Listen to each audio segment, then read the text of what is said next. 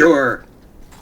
Okay. And I have 9 or 10 rants to follow, I'm sure. So I'm serious. You won't need to say shit. I'll just like rant for 20 minutes. Periodically, like interject a question like in the text that you never really ask, but it seems appropriate. It's fine. I don't care. Don't matter to me. Dolphin Moon Press, one of Yes. Baltimore's oldest literary Yes. publishing houses, right? I think now it is actually the oldest. 1973. I may be in Elkton, but it's still a Baltimore press Yeah, to me. definitely. I mean, it's where we maintain the P.O. box, and Yeah, it's still a Baltimore house to me. exactly. Well, the only older press had been Clorinda Harris Lott's. Originally, it was called the New Poets series, and then she changed it. And I, for the life of me, I'm terrible with names anymore. She changed the name after a number of years, but she's retiring and she's killing the press. Oh, And it's like, well, then there you go. we're it. There you go. For what it's worth. I mean, as my old man used to say, yeah, that and 10 cents will get you a cup of coffee. Not anymore. But, So I'm gonna slate it. I'm going to slate it by just saying, hi, I'm here with James Taylor, and read off a couple of these credits of yours, and then I'll just ask you one or two questions, and then you can just rant. Sure. All right? So here we are. I told you, and you knew that anyway. I did know that. Yes. I did a really nice interview with the Genocide the other day. Oh, there you go. Yeah, really That nice. was Harley. Yeah, and Harley, Harley. Harley's doing okay. I did a nice interview with Harley. Yeah. He was, boy, I'll tell you, when I saw him up to the Hootenanny, I was really sad. I mean, he's really beat up, but boy, howdy, he ate that venue alive with that act. You were there for that show. Yeah, of course. And I'm sitting next to Cardone, right? And when Harley did that bit at the end where he's like, I haven't tried this bit before, but let me do this. And it was and he's like, well, you know what I should probably do? And Cardone's like, he's just explaining to people how the process works. He's like, I cannot believe he's doing that. He's like, that's amazing. And I'm like, yeah, well, it's Harley. He's going to turn his show into a lesson for anybody who happens to be paying attention. Yeah, exactly. And he's a goddamn genius. Yeah. I mean, he's a stunning performer. He is a great performer. Talk about a guy who's always sort of like, oh, I can do something with that. He's maniacal. He's maniacal with that. True. Yeah, I love it. Yeah, you can tell the act's taking its toll on him. Yeah, totally. Oh, yes, absolutely. He's given it all for that act. I mean, he really has. His back is messed up. He told me about it. It's like just horrifyingly so. Anyway, let's get on with this. Oh yeah. Okay, sorry. So here we are. Hi, this is Jim from Sideshow. What's it called? Oh yeah, Gazette. It's not all over. Oh, here we go. This is. Well, Jim. I won't say shocked and amazed because I got my own cross to bear, if you will, with that. So yeah. And this is Jim from Sideshow Gazette. I'm here with James Taylor, the weirdest, bizarrest, unusual collector of paraphernalia and oddities around the world, and he's had a museum in Baltimore, but he's opening one new pretty soon. Maybe, I hope. I hope, yeah. Perhaps. And his publication, which is called Shocked and Amazed, has numerous issues which are now collectibles. And let's just hear about the beginnings of Shocked and Amazed. I'd love to hear where that all started. I talked to him about that Dolphin Moon Press, which was the publishing house I co-created with my brother and Bernard and his then lady friend Muriel Ashley, and that was back in '73. So I'm now 50 years plus into this hoo-ha, and boy, the publishing business takes its toll. I'm only 12 years old. No, and look like this. No, I published pretty high-end poetry and literature and comic books and record albums and all kinds of greeting cards. I mean, we did it. If it could be manufactured in the age, we did it in the name of Dolphin Moon Press. But finally, I sort of all the high end lit stopped speaking to me as a writer and publisher. And my father passed away in '88, and about 2 years later, my mother's best friend at church, Sis, who was sort of like, about this tall and about this wide, with one tooth. Sis was a riot. And Sis was like, well, Annie, my brother, my brother Jerry's wife died a little while ago, and he's really lonely. Maybe the two of you ought to get together. And my mother was like, yeah, okay. So she went on this blind date with Jerry Farrow.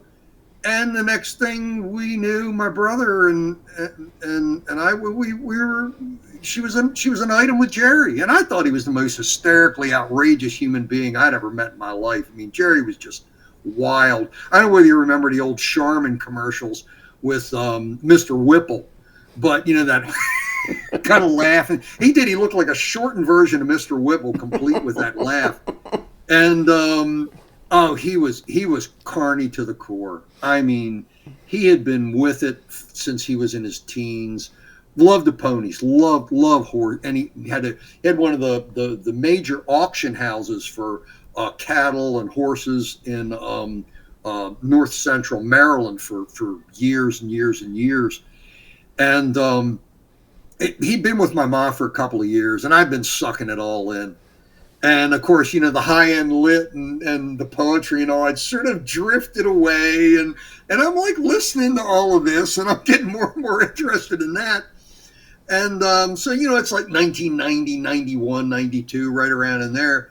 And finally, I'm like, Jerry, this is amazing stuff, because he was full of jackpots, just one wild story after another. Great. And I was like, so Jerry, where are the books on this stuff?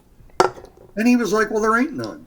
And I'm like, what do you mean there ain't none? There's books on everything. And he's like, nah, I know the kind of book you want, and it's not out there, but you're a writer, write your own damn book.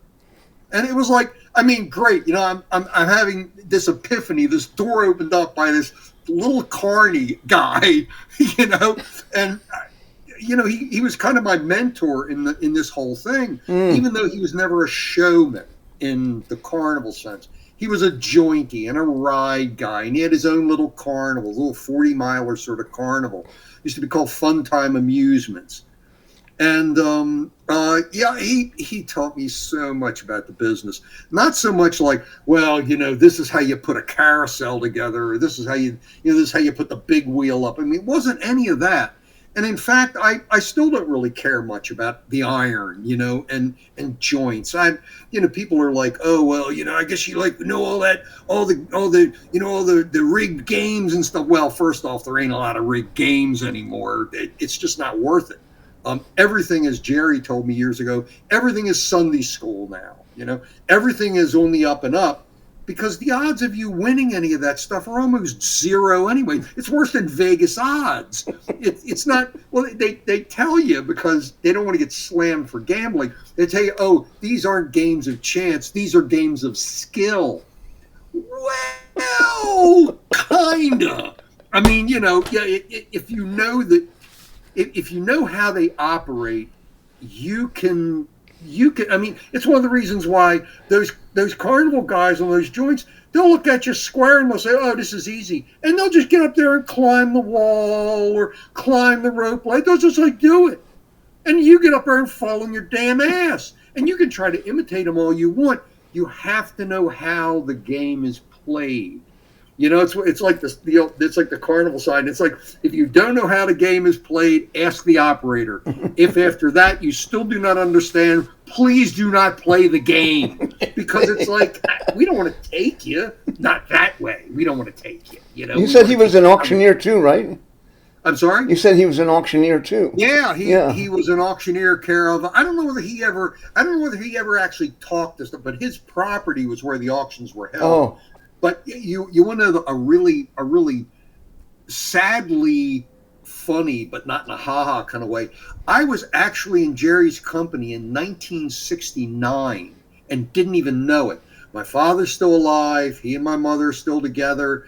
And my father's big buddy was like, you got to come to this auction I know about, where they auction off cattle and horses and stuff. It's up in Manchester. You ought to come up. And so we did. And we all went up, and first time I'd ever been to any auction, come to think of it. And, we watched them auction off the cattle, and they're buying this and selling that. We get back. This is fucking horrible. We get back, and as soon as we walk in the door, it's like midnight. The phone's ringing. And it's St. Agnes Hospital. It's my father's sister dying from meningitis. She'd just been hauled to the goddamn hospital, and she died that night. Oh. And it was horrible. I don't have to get into it, but yeah. So it's like, I remember that night for many, many reasons. Yeah. Jerry himself passed away in '99, and I was talking with my brother the other day. I was like, I'm opting for dying in my sleep, or just sort of not being around when it happens, to kind of paraphrase Woody Allen. I don't mind the idea of dying. I just don't want to be there when it happens. I just like somebody can tell me about it. You died. Really? Oh crap! I'm sorry. Let me leave now. I'll do that. I love that. But yeah, it's like everybody I've been connected with, family, they've all died hard. I mean, or they sort of like got whipped out and left people like, what the hell happened? Well, Kathleen Kotcher, my partner, in Shocked and Amazed. She's laying in bed snoring away when her husband gets up to take a shower. By the time he gets out to the shower, she's dead in bed. Massive heart attack. 41 years old. How old? Or 40 years old. She was not quite 41 yet. 40 years old. It's like, you got to be kidding. Wow. And it was just horrible. That's really too young. Yeah, it's like all the air went out of her, and she sucked all the air out of the room for Shocked and Amazed. Wow. It was just brutal. Wow. But not many people die in their sleep or sort of like go so quick that everybody goes hard anymore. It's just it's not fun to contemplate. But yeah, I agree. Anyway. Yeah. So Jerry tells me write my own damn book, right? And I'm like, well, crap. Yeah, I could do that, right? So he and my mom proceed to buy me all these books on the business and all this crazy crap. And I've been talking about the business anyway for the past year or more with Jerry. And he's like, you know what you ought to do, Jim? You ought to go down there to the Extravaganza, the big trade show. He says, Annie and I aren't going to be able to go down there this year, so I'll give you my badge, right? I'm like, oh, Christ. So it's like, he's a member of the club, right? He's a member of the International Independent Showmen's Association, as I am now. I'm a proudly card-carrying carnival guy now, care of my membership, right? And so he lends me his badge, because otherwise, to get in, the IISA, they do everything in their power to keep anybody who ain't with it out. If you're a member of any club nationally, you can get in for like, I don't know, $10, $5. It's some chump money. It's nothing. Right. You want to get in as an outsider, $150. Oh. And you don't find a lot of people other than newspaper people with sort of padded wallets to get in to do this stuff with permission of the club as well, because you don't just come in, lay down 150, walk in and start interviewing. No, you don't do that, right? So here you go, complete idiot. This is great. I'm gonna get in Carney fashion with a borrowed badge ID, right? I shouldn't even have on. So the whole time I'm there, I'm Jerry Farrow, introducing myself as James Taylor. Right? Smart on my part, right? I'm talking about a gazoony, talking about an idiot who doesn't know anything. And so prior to going down, I had sent this 2-page letter to the club. And I'm like, okay, this is my way of introducing what I want to do. I want to write this book, untitled at that point, and it's going to be on the business the way the business has never been talked about. It's going to be interviews. That's what it's going to be. It's going to be out of the mouths of the carnival people themselves, the show people themselves, Nobody's done this before. They all like paraphrase it, and this is a great quote, but otherwise I'm gonna say what I'm gonna say, and it's gonna be really me, but you know. And so I sent him a 2-page letter. I was like, oh, and here's the people I'd really like to connect with. And I had whatever vitals I could get on any of them. And it was like, oh, a dozen people. And it's Priscilla Bajano, the Monkey Girl, and just all these people, right? And send it down there. And I don't hear anything back. And I figure, well, I'll go into the office and I'll find out what's what. So I get down there, rent the motel room up in Tampa, because I'm right across the street from the state fair, the Florida State Fair in Tampa. I'm right across the street.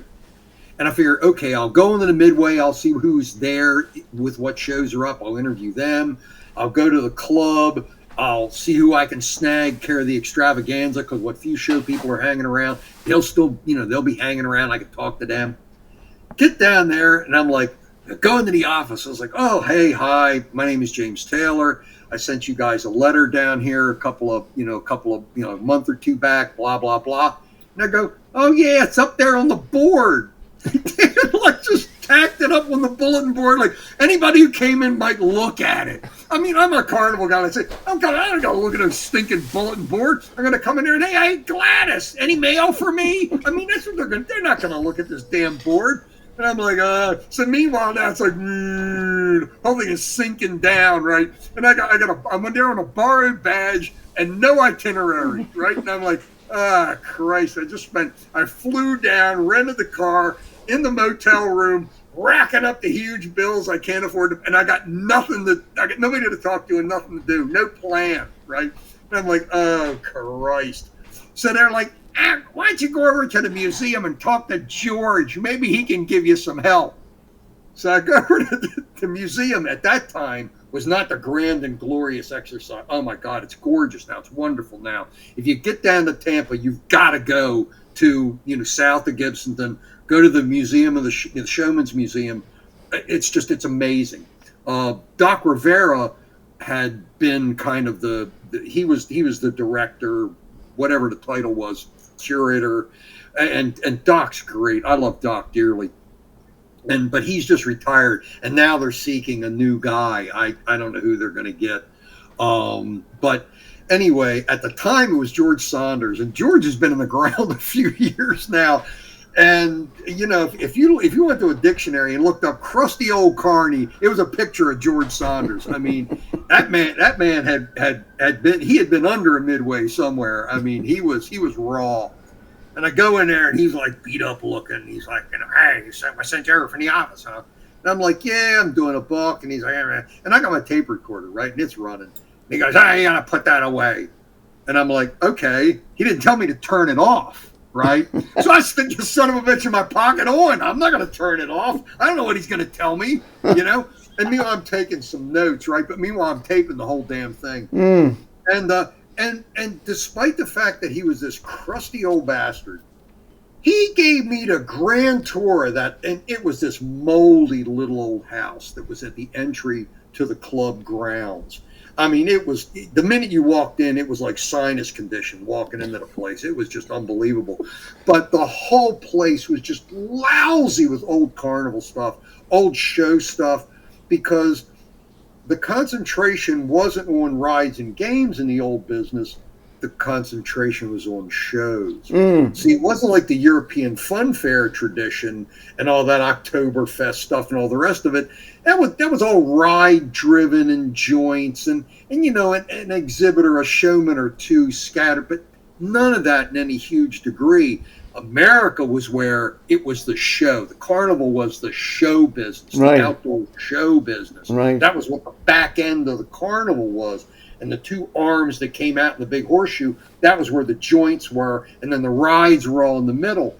And if you look at a lot of carnivals, even the way they're laid out now, they're not laid out counter to that broad idea, depending on how the lot is laid out. The stuff is still around the sides, and you got stuff. But now, of course, rides and joints take over where the shows aren't anymore. There's not there's, the outdoor show business is not totally dead, but it's a shadow of its former self, Yeah. to put it mildly.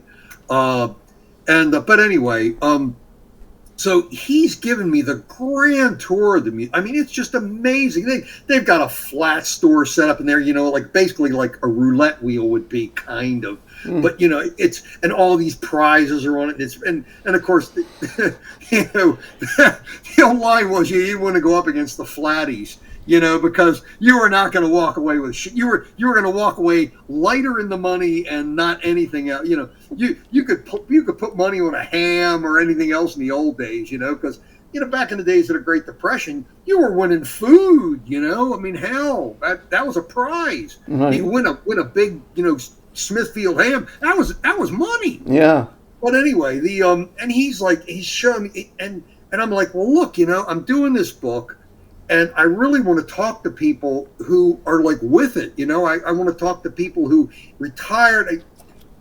So he gives me Jeannie Toomey, the world's only living half girl. She's like right across the street, really, at Giants Camp at the fish camp.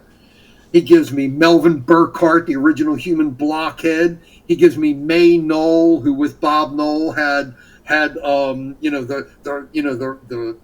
wrestling, the wrestling ape show, the gorilla show, and they still had Noel's Ark chimp farm up in Tarpon Springs at the time.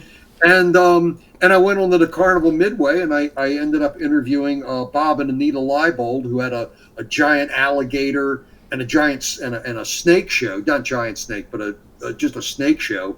Oh God, I ended up walking out of that damn, and on the way down, I had caught up to Ward Hall, and I interviewed him on my way into Tampa, because I landed in Orlando, I guess. Yeah, I guess I must have landed in Orlando, and I went to the Citrus Fest that he and Chris Christ, his partner, whose memoir is on the way, by the way. Oh, it's a stunning book. Oh God, I edited that book. Oh my God, it's just a great book. And he was like, oh, I don't know, I think it's a little raw. It's like, so come on, nobody wants to pay to hear about your happiness. Screw that, they want to hear the jackpots. They want to hear all that dirt. They want to hear the grit. And it's a wonderful memoir. Oh my God, it's just great. And he says just so much amazing stuff. Nice. But anyway, so I interviewed Ward Hall, and he had with him Bruce Snowden, the last fat man on the Midway, Big Jim and Harold Huge and a couple of other names he went by, and a sword swallower. I don't even know whether he's still alive or in the business. I haven't heard about Butch Schutte in a million years. But Butch Schutte was working as a sword swallower, and he was doing human pincushion as the blow-off. So I interviewed the three of them, and then I shot down to Tampa, and then had my experience in the club office and with George Saunders. Went across the street the next day. I called Jeannie Toomey immediately after I walked out with George. And I called her up on the phone, and I got Judy Rock, Jeannie's daughter, one of Jeannie's daughters, on the phone. And Judy was like, "Oh yeah, Ma's right here, and her mother's right here." And she always called her mother. And this little voice gets on the phone, and she's like, "Oh hi," and I was like, "Look, I'm doing this book," and she said, "Oh, that's great," and Jeannie was like mom to me. She really was. Her and she and Priscilla, the monkey girl, they were gold to me. Treated me way better than I deserved, frankly. And I was talking about, I said, well, look, I'd really like to interview you for this project, which at that point still wasn't named. And she was like, oh, that'd be great. She says, well, could you come by at like 8:30 or 10:30? And I was like, 8:30 or 10:30? I guess, but out of curiosity, what's with the gap? She's like, oh well, CNN wants to come by and interview me for and she's like, and I thought, well, we don't want that to get in the way. And I was like, oh well, I got an idea. why don't I come by at 8:30? We'll sit around. They'll show up. I'll just sit there and watch, and then we'll talk about that afterwards. I said, why not? Got over there at like 8:30 in the morning. She's like, those stinkers with CNN, they canceled. And I was like, that's fine. It's like, this is great. And so for 3 hours more, I'm sitting there with her. And she's there. She's sitting on the stool, so she's eye to eye with me. She's sitting on this bar stool behind the counter at the bait shop, because I still had the bait shop running at this point at the fish camp, because the camp was made up of like, I don't know, like 6-7 cabins. That was like Giants Camp was. They set it up as like in its day a dozen or however many cabins, and carnival people could pull their trailers up. And that would be their one. That was where they'd overwinter. I mean, Jeannie and Al Toomey, the American giant, Al Toomey, the two of them as much as created Showtown USA, Gibsonton. Gibsonton was a town before, but it wasn't the location where show people went. They went to Sarasota, care of Ringling Brothers, but Gibtown was something else. And when Jeannie and Al stayed there and set up camp, and then Giants Camp, well, they were really popular people in the carnival business, and they just attracted all these, because they'd all fish off the Alafia River Bridge, and they'd all get together for card parties and and dances and hang out, and it became Freaktown USA. Wow. Because all the born freaks winter quartered there. And it's a really funny hunk of the world. Chris Christ's line about it, he says, a hurricane blew through here a couple of weeks ago, and it did $1 million in improvements. And it's like, well, yeah, I mean, it's like anybody who expects to go to Gibsonton for some like epiphany, the first thing they realize is there's really no there. Gibsonton is the people. Mm. And unless you go there to get together with the people, in the off season, the club usually has people hanging out at the bar. You go to Showtown, the most popular other bar. They people hang out there. But there's really there's nothing going on. It's not like there's a place where you show. I mean, show is their work. Yeah, right. They don't go home to work. It's not, Gibsonton is not for tourists. It's, it's like Nashville. It's like, I went to Nashville to see some country music. What kind of idiot are you? That's where you go to record music. You go to the Grand Ole Opry, maybe. But if you want to see a show, go to Pigeon Forge and go to Dollywood, for Christ's sake, or something else. But you don't go to where it's made. It's like you don't go to Hollywood, to see a movie. Well, you might. I mean, it's not like there aren't theaters, but you don't see movies generally being made. You might. You're going to see some scene being filmed on a corner, but you're not going to see, like, I hung out with stars. They ain't going to hang out with you. It's not going to happen. And so sure enough, you go down there in the off season, everything's crowded all up. Equipment, they're arc welding midnight. They're like building rides. They're doing all this crazy shit.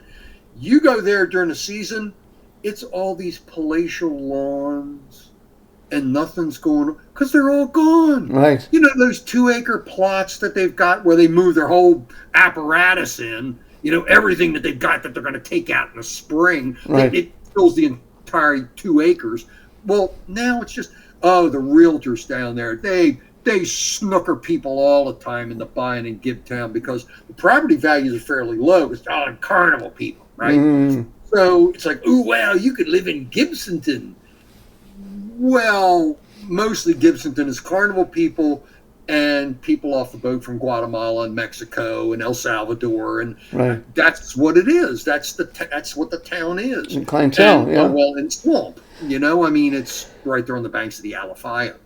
So what book? What book was it that you were working on at the time that became the first Shocked and Amazed? Originally, it was supposed to have been a book. And I interviewed Ward and Butch and Howard Hughes, Bruce Snowden and Jeannie and and Melvin Burkhardt, and and May Knoll. I mean, and Anita and Bob Leiball. I mean, it was like a week of interviews. I told people for years, I'm going to Florida in February. And I hate your guts. And it was like, you do realize I haven't seen, except for the Alafaya River under the bridge in Gibsonton, I have not even seen Tampa Bay. It was like 5-6 years of going down there in February. I never saw the water except for Alafaya River. I wasn't down there for that. I think I had to go to the beach. The stinking Gulf of Mexico is like, what do I care? I mean, I want to see carnival people. And and I was building a book, and I had a New York publisher and the whole 9 yards. And I was like, oh, this is going to be great. I'm going to build this book. It's going to be all these interviews, and I'll have introductory sort of like big essays before every interview. And well, basically, it was going to be like all the interviews yanked out of Shocked and Amazed, as an example. That's what I pictured the book as being, with a lot of pictures, because people like pictures, and it's what they'd rather have rather than something to read. And I sent up the transcribed interview of Ward Hall up to them, and and they were like, well, it's really kind of boring. And I'm like, what? I was like, what? And they were like, well, look, why don't you like write the book with like and it was like, well, because not only have those books been done, but that is the book I told them I was not going to do. And unlike all the other people who've gone up against them in years past and fucked them around, I'm not going to do that. I'm not going to do that care of my mentor, Jerry Farrow. And I'm not going to do it because, in all honesty, having interviewed these people, I like these people. They're fun, and as Jerry told me, I mean, I had people who were like big deal circus, historian kind of people, and they were like, they're going to wall you out. They're not going to let you in. You don't know shit. And Jerry's line to me was, they're going to talk to you for like 5 minutes, and they're going to know you're fine. They're going to tell you anything you want to know. Just don't worry about it. And that's the truth. I mean, the only people I ever had basically look at me and say, if I told you that, I'd have to kill you, were game guys. And basically, I laughed at them because it's like, I don't fucking care about game guys. It's like Mark Frierson. I mean, I love Mark dearly. One of the grand old banner painters, because he is at this point. Mark's line to me was, he goes, oh, I got this collector I thought you really ought to talk to, but he told me, hey, I'm not going to deal with him. And I started laughing at him. And Mark's like, what's so funny? And I was like, Mark, I don't fucking care about buffs. I don't care about collectors. Screw them. I want to talk to show people. I want to talk to people who are with it, I was like, collectors are just the hangers on. And at this point, I wasn't collecting anything. Right. And then the show people start, oh, why don't you take one of these? Why don't you take this? Take this, take. And I'm like, oh, shit. Because it's like, I collect anything I can get more than 2 of, I'm screwed. I'm gonna collect it. And so now I'm getting collecting all this shit. And then, like an idiot, they start saying, oh, I got this thing you might want to buy. And I'm like, oh, man. I borrowed money from my ma to buy my first freak animal. I was such an idiot. I was such an idiot. But, I was like, she was like, don't worry about it. I was like, Ma, I'm going to pay you back. I'm not going to. And I did. I paid her back. But, I got my 5-legged dog. I got 5 out of that. And as well as that mysterious rope squirrel from the Isle of Macrame. Enough said about that. I got so much stupid crap. And, it's like one of these. It's like this deal where people are always talking about, oh, I have this museum in my house. No, you don't. You have a Kunstkammer. You have a cabinet in your house. You do not have a museum. Fuck you. Museums are public institutions. If you're going to let any old body troop through your house, fine, you got a museum. Otherwise, stop saying that. Stop saying it. But anyway, so they were like, you got to do a different book, and I was gutted. I ended up with like as much as writer's block for the better part of months over that, because it was like, well, now what am I going to do? Oh shit. And so then Ward Hall of all people was telling me, "Oh well, you've got a publishing house. Why don't you publish your own book?" And I'm like, "Well, that's not what I wanted to do, Ward. I mean, I kind of, I wanted somebody else to carry the weight on this. I mean, yeah, I do books. I've done bazillions of books. It's one of the reasons why I co-publish with people, because it's like doing everything soup to nuts. It's like, it's just, it's work. And you know what it is. I mean, Craig's got Vaudevisuals. It's like, it's work. Oh my God, no kidding. Like, well, so I always want to drag other people in, because it's, I'm like the Mickey Rooney of this business. I got a great idea. I got a barn. Let's do a show. And it's like you're dragging all these people, and you start looking around, going, "Oh, this guy's really good at this. Would you mind doing? Would you mind doing this?" And the next thing you know, I end up being what I'm good at, which is, "Hey there, suckers." That's I'm the host. I'm the knucklehead who gets out on stage to open the show. Right. And and I throw money at stuff. And but it's like the days of me building a book soup to nuts are long gone. I mean, I'm the guy with the light table and paste up and blue lines, and nobody builds books like that anymore. It's all digital, and I can't do any of that shit.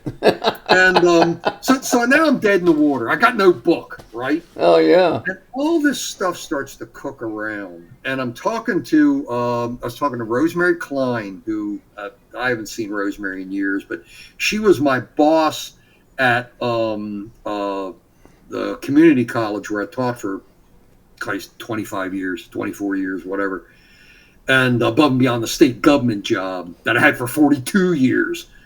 And she and I were back and forth, and we weren't talking about, we sort of broadly, she was like, "Well, what are you going to call the book if and when?" And I'm like, "I don't know." And one of the show guys is trying to talk me into doing it myself, but I really didn't want to do that. And I don't even know how to market that kind of book, and blah blah blah. And because all I knew was high end lit, and could hardly market that shit either. And so at some point, I rattled off shocked and amazed, about that. That's what I considered, all of this stuff. And she was like, "Well, there's the title for your book." And I was like, "Shit, you're right. Fuck, you're right. It's shocked and amazed." And that's what it became. It's a great title. And some more months now. The whole thing had imploded in the summer of '94. Yeah. Because I got together with a bunch of people. We went to see Ward's show up at the Meadowlands in '94. And Ward knew I was coming. I let him know. And boy, it was before the crowd, it was before really the fair had opened. It was Meadowlands up there in Secaucus, right across the river from Manhattan. And Ward put on a show. It was great.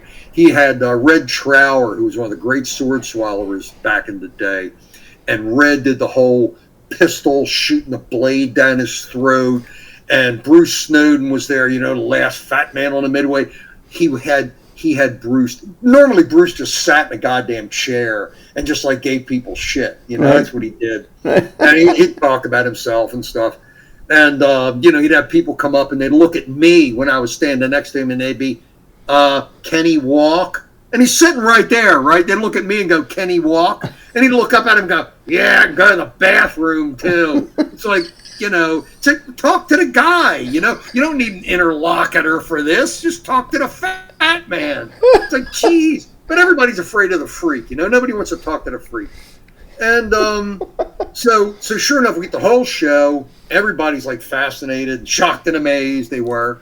And still the book still wasn't going through, so I'm still dead in the water. And I get the name for the book that's still dead in the water from my then, academic boss, Rosemary Klein. And I get invited in the fall of '94. I rattle off a lot of names, but David Baudouin. David Baudouin has another press, small press. He publishes literary stuff in Baltimore called Tropos Press. And David and I go way back to, oh my God, our college days. And David, for a number of years, was teaching postgraduate work at the University of Baltimore. And he would invite all these writers and publishers and stuff, fellow local small press publishers. He'd invite all these people in to teach classes for him as a way to get the students to see, gee, there's a bigger world than just, me in the front of this room. So he brings me in. He says, you talk about, Dolphin Moon Press and blah, blah, blah. I was like, okay, fine. So I came in, and, it's the master's level class in small press publishing, because that's the master's was in public relations as related to publishing, and it was kind of the same morphic sort of master's. And the first half, I'm talking broadly about publishing and small press work and the origins of Dolphin Moon Press and, DIY and, how you have to cultivate all the local stuff and you have to stay connected to what's local if you ever expect to build brand and, all this kind of BS. And then we took a break. And then the second half, and I was talking about Shocked and Amazed as well in the first half, and I'm talking about how it started out as a literary publishing house, and then it segued into me not quite being sure what was going on with the press anymore, because I had drifted into carnival and sort of outdoor show business and weirdness as entertainment, to quote Fred Olin Ray, and it was all of that. And, they took a break. And in the second half, David came on. David Bodwin came. He's sitting in the room anyway. And he gets up and he goes, okay, and I talked for a couple more minutes. And then he says, okay, this is the assignment for the semester. All of you are going to build a small press publication. And it's going to be a periodical. And I'm not saying you have to, after you leave here, it's got to happen for real and keep going for as long as you do it. But when you build it, it has to feel like, and you have to think about it when you present it to me, like you've every intention of this thing going on. You can't do something that is clearly a one-off. Don't do that. Do something that feels like it's got maybe some legs. And I'm sitting there, and I was like, you son of a bitch, you just gave me Shocked and Amazed. Ward Hall's telling me I should do it myself. And, I don't want this to end. And a book is the end, unless I'm going to do another book. And it's like, well, you can do 1,000,001 carnival books. I mean, Nathan's doing them, you're doing them, I'm still doing them. I mean, it's possible, but that wasn't what I wanted. Right. I wanted this interview thing to go on. And, of course, it's a complete pain in the ass, as you're finding. I mean, transcription's an ass ache, but it's better now, in quotes, because, there's AI programs you can run this stuff through, and you only have to fix, 30% of it. Right. But still, it's better than it was. I mean, before, it was like listening to tape stuff. I mean, literally, I've got court, stuff you'd use in courtrooms, like stenographers, stop, listen. Oh, it's infuriating shit. And after the class was over, 3 or 4 people came up, and they're like eyes this big around, right, talking to me about Shocked and Amazed. Because by this point in time, I had named it, but I was like, I didn't know where it was going to go. I said I had this book, Shocked and Amazed. Blah, blah, blah. And it was 3 or 4 people, and there were a couple of them. And the next night I'm calling David, and I'm like, David, so you need to give me the names so that I can, of these people. And I was like, of those people, who do you think's in it for the long haul? And he was like, oh, that's Kathleen. And I was like, oh, shit. Give me your vitals. Give me your goddamn vitals. And he did. And I called her up and I said, no offense. We talked the other night at the class. And I had David give me your information. And I want to get together. I want to talk about this publication. And she and I met on 29th Street in Baltimore, right near Johns Hopkins, at what used to be the open house. It's something else now. I won't even say its name because I don't really care for the joint. Every hipster in town loves this place. I don't give a shit about it. It was great when it was the open house, open 24 hours a day. It was great. Man, I walked out of there hung over 1,000,001 nights. But having come from the Hippo downtown, the gay club, we'd all end up at the open house like getting drunk after having been drunk down there. We'd get together and have breakfast at 3 o'clock in the morning and then go to work at 7:30. My days of sport drinking are long behind me. Yeah. And so she meets me at the open house and we're talking and I'm like, this is the deal I'll give you. I have an interview with Jeannie Toomey, the world's only living half girl. I'll let you use that interview, if you transcribe it, in a magazine that I'll propose you build for David Baudouin's class. And it'll be a carnival magazine, a circus magazine. And Jeannie Toomey's interview will be the center of it. And you can do whatever else you want with it. Any other material you want for it, I'll be happy to give you. On the condition that you help me build Volume 1 of Shocked and Amazed. And what did she call it? Big Top? I should be ashamed of myself. But it was this funny magazine that she'd built, the cover of which was literally like a Big Top. It was down like one of these. It's not recording? Yeah, we're still on. Oh, okay. I saw you looking around like something was wrong. Oh, my wife just came in. Oh, well, that's not wrong. That's just different. Okay. And but yeah, the top of the magazine was like this, and it came down like this, and it was like literally handmade. She made like 3 of them. I think she made one for herself, one for me, and one for David Baudouin's class. I don't think she made any more than that. That was it. That was the last one. And hand lettered the title and Kathleen Kocher, editor, kind of stuff on the front. And she did and of course because David's a poet. David demanded that whatever publication they did had to have a poem in it that they've written.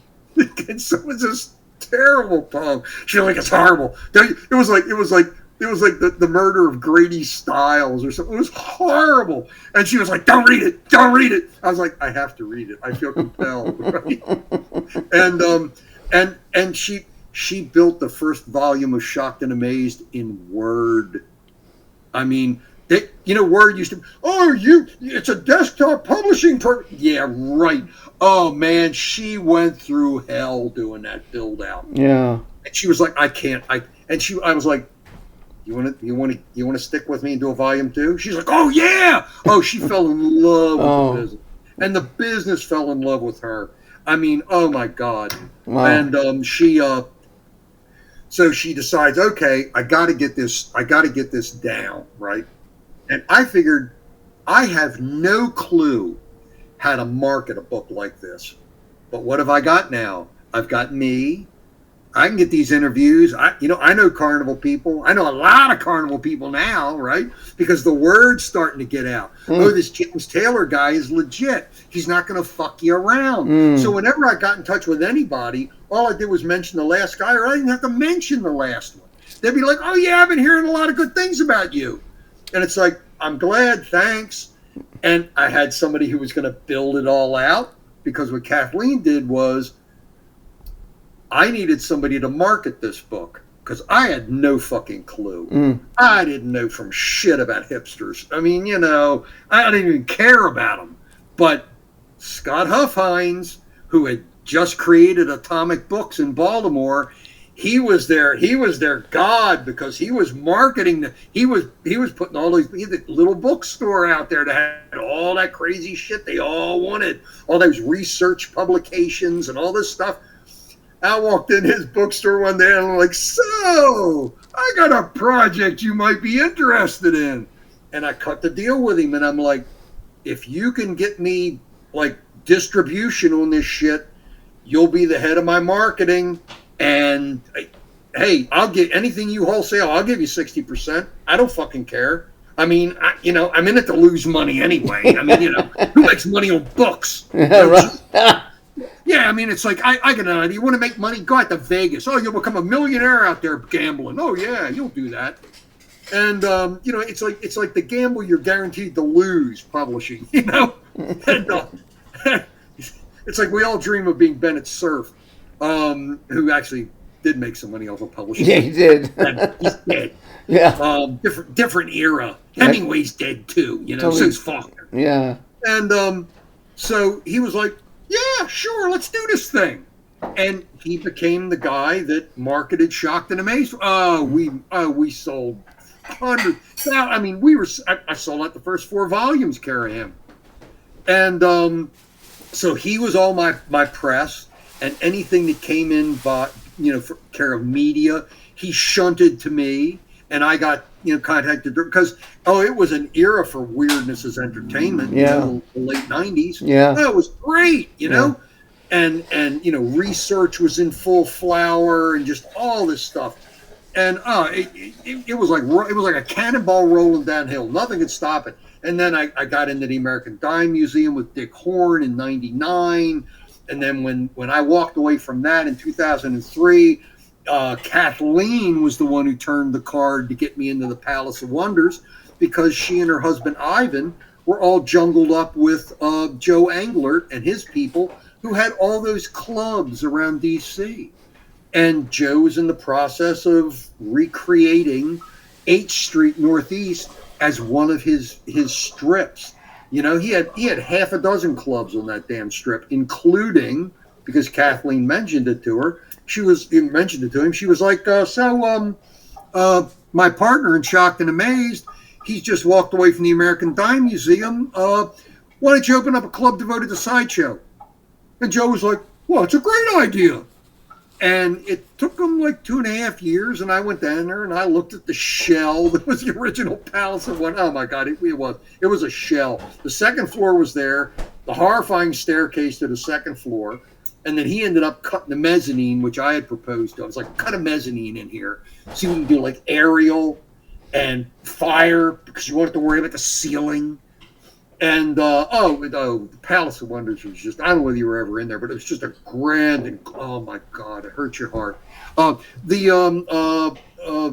banner image for my Facebook page has since day one been one part of the showcase of the second floor. Oh, I asked Tim O'Brien, who was, he's kind of like, chief of marketing emeritus for Ripley's. Mm-hmm. He was Ripley's for years. He was the guy that headed up Ripley's radio, and he wrote the Ward Hall book. Hmm? He wrote the Ward Hall book. Yes, he did. In fact, he did. Yeah. And Tim's great. And I asked him one time, I was like, so how many attractions are in the typical Ripley's anyway? And he was like, 500. I was like, ooh, good. Palace has got about 1,000. So we had like double the attraction count that a Ripley's would have, but it was all crammed in like you'd seen in an old dime museum. Mm. And you could get drunk and watch a show. I mean, who could kick about that? I mean, it was a Ripley's where you could get boozed up. When did it close? When did it close? Well, that's an arguable sort of. Technically, the Palace of Wonders got absorbed into the Red Palace, because next door to the Palace of Wonders, I argued with Joe forever that what the Palace of Wonders needed was double that space, laid out not unlike the Palace of Wonders, but just more room, and like big screen TVs so that people could see it no matter where they are. No bad sight lines in it, because you could watch it on Jumbotrons or whatever else. And I couldn't do it because he wanted the red and the black, which was his Louisiana themed bar next door to well, the Palace was making money, but not enough, and the red and the black was like, I don't know whether it was making money or not. My guess would be not. Well, then the idea became, ooh, we'll combine them. And they had like, here's one for you. Originally, the Palace of Wonders was not supposed to be the Palace of Wonders. Technically, it was going to be called Show Bar. And I was like, Joe, no. If you open it up as Show Bar, you are going to be doing battle weekly with the DC authorities over any burlesque that rolls into the house, because they're going to say it's stripping. It's a strip joint. It's a strip club. And it's like, no, it's the Palace of Wonders.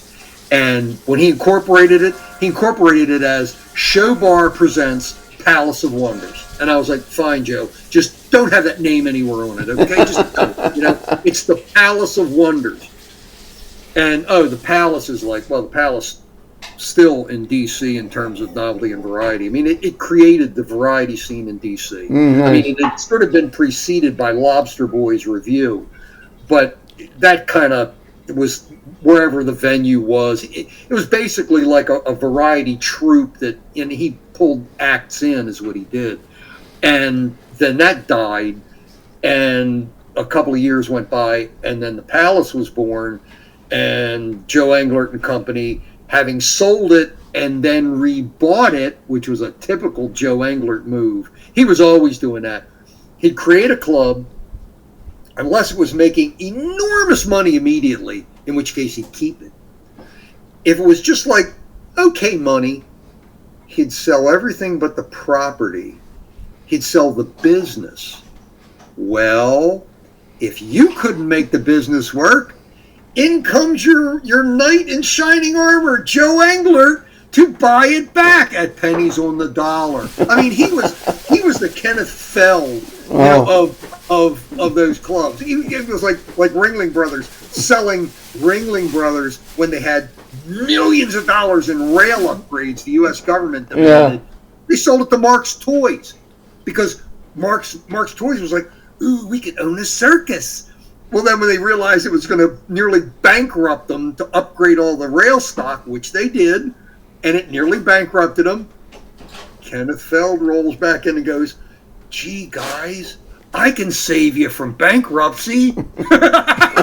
Yeah, and what does he get? He gets all of his rail stock upgraded, and he goes back out on the road with Ringling Brothers. Oh, look at this. Yeah, what a wise business guy. What an American business guy I am. Crazy story. That was the same kind of story, because if your business goes under, he's still got the property in D.C.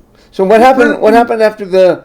I mean, back to Shocked and Amazed. How many issues did you end up producing after that? We ended up going through Volume 9. Volume 9 was the last one we published. It was also the last one that Kathleen was connected to, because after its publication, Ivan's a tech guy. He had been for years. He was a closer for big tech. He's the guy. He's the guy that would roll in after they'd sold a country $3 billion worth of, high-end computer equipment. He'd come in right before the final signatures were due, and he'd be like, look, I know we sold you like $3 billion. You didn't need all of this.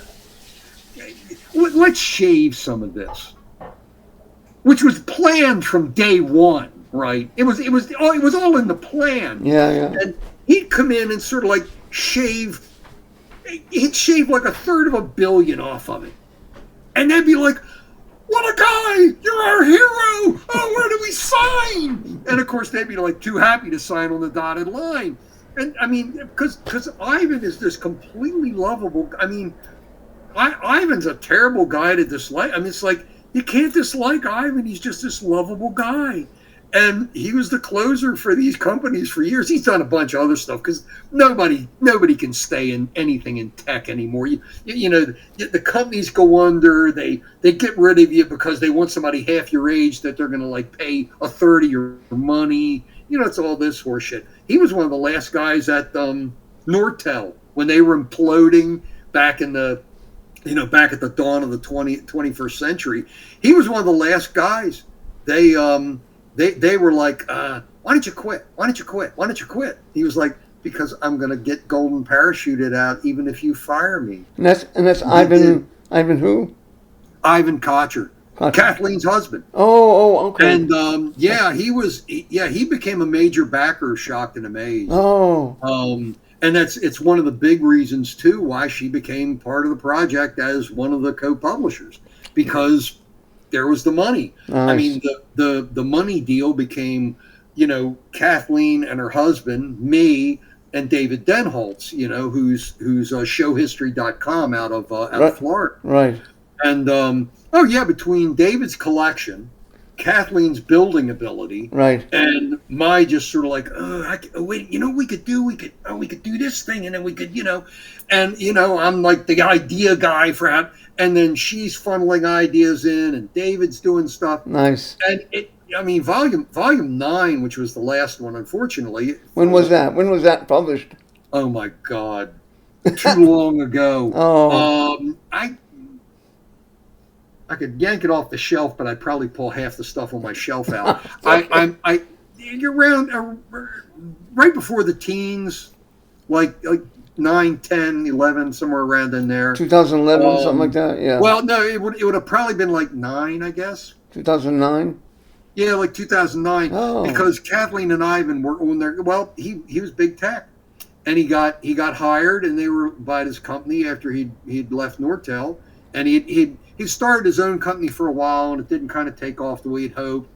And then this company was like, oh well, we're going to send you to Brighton, and he was like, I got to move to England, and they were like, well, yeah, if you want the job, and it was. Excuse me, it was like, like huge, enormous money, the kind of money that comes in big pieces. Yeah. And they pulled up stakes and moved to Brighton, and was like, well, there you go. And Right. and then they moved to Brighton, and they're over there for like 2 years, and then she fetches up dead in bed. And Well, that's what she passed away when she was in England?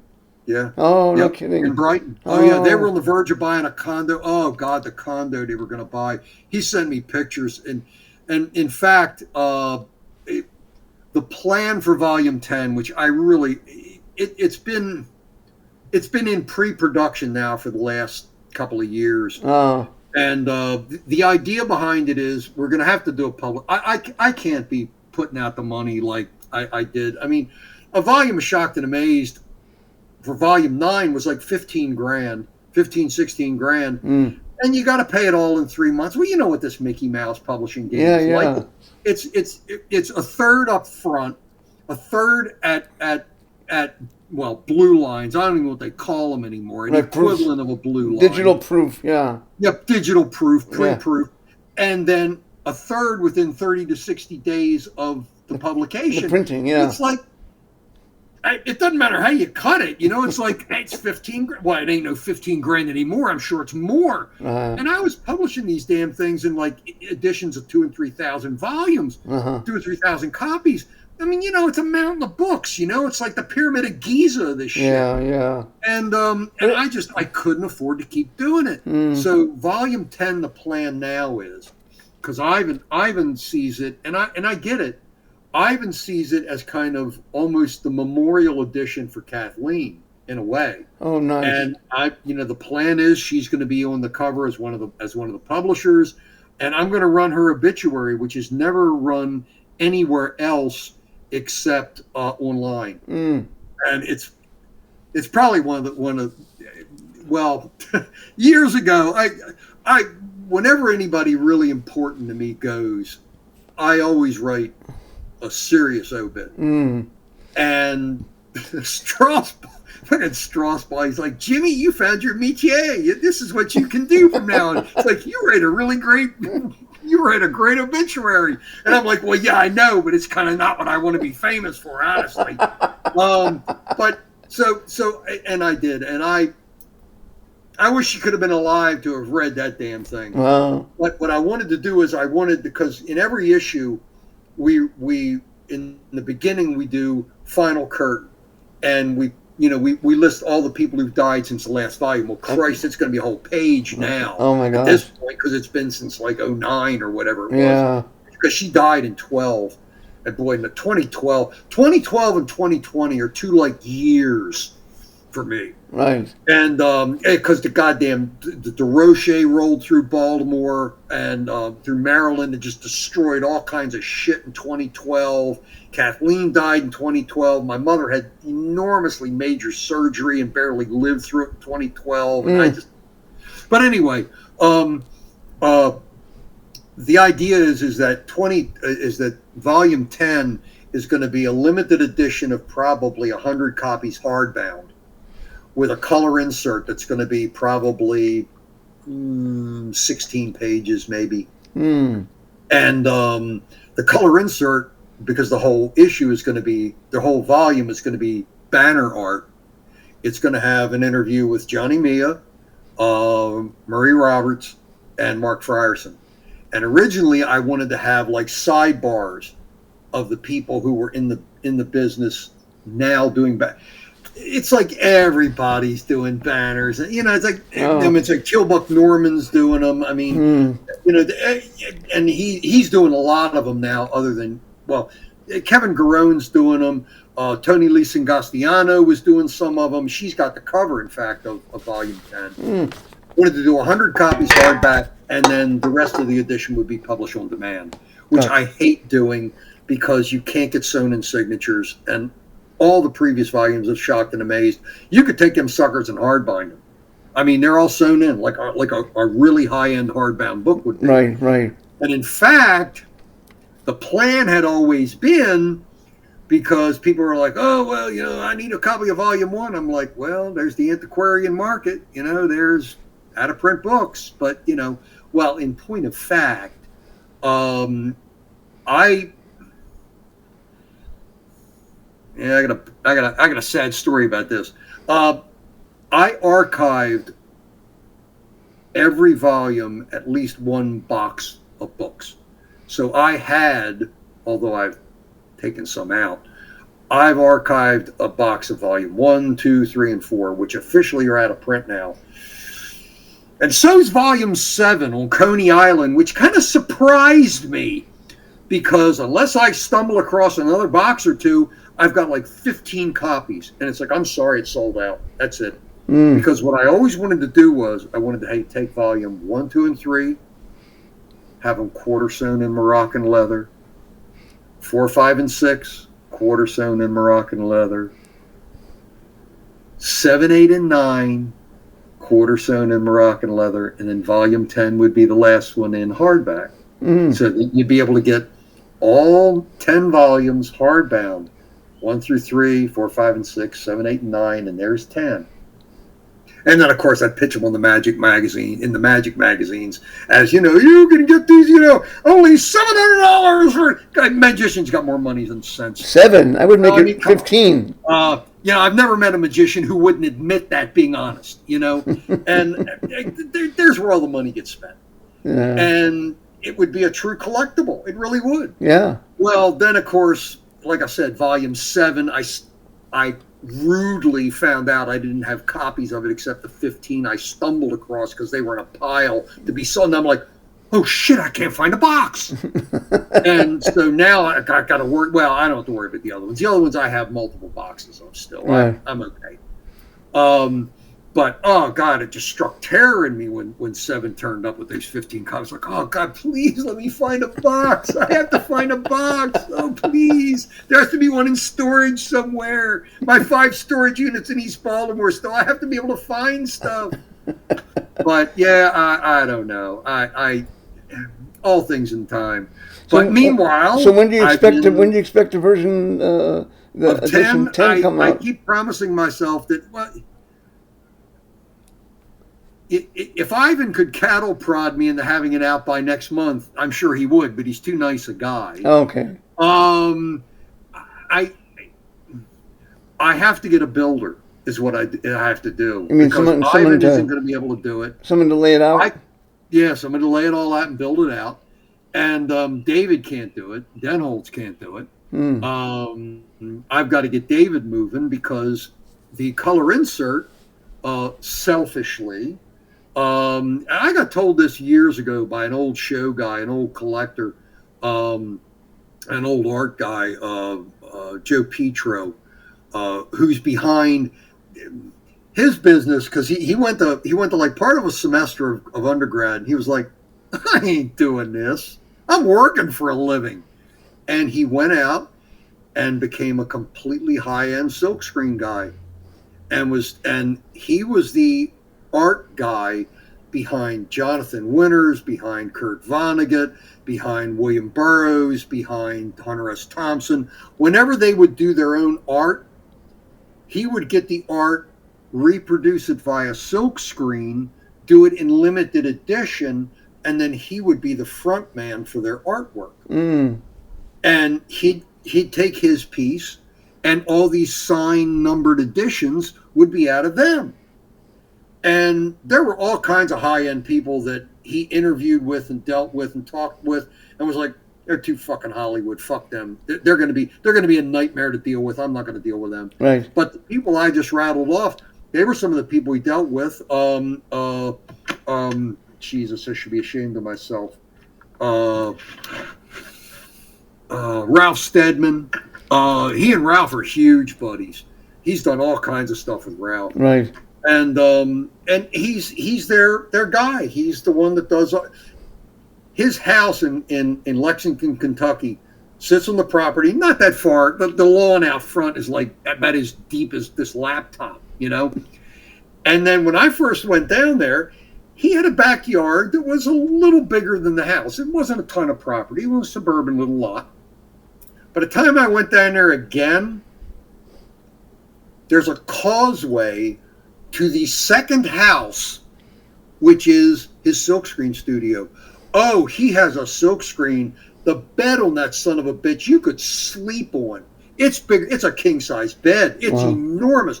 Oh, and everything's like automated and self-feed ink. And he can pound this shit out. And the work is just gorgeous. He's still selling. He did a whole limited run of, he took CDVs that he had in his collection and blew them up and made them like posters. He had original artwork out of like the old New York Clipper and like pitch cards that were just artwork done instead of like photographic.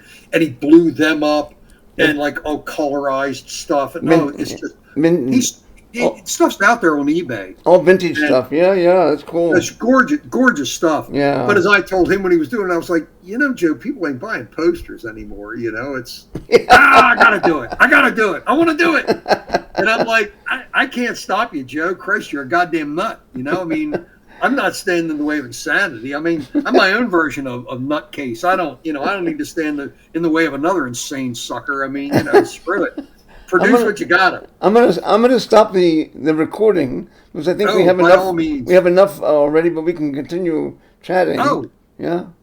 Whatever, however, whenever, wherever. Yeah.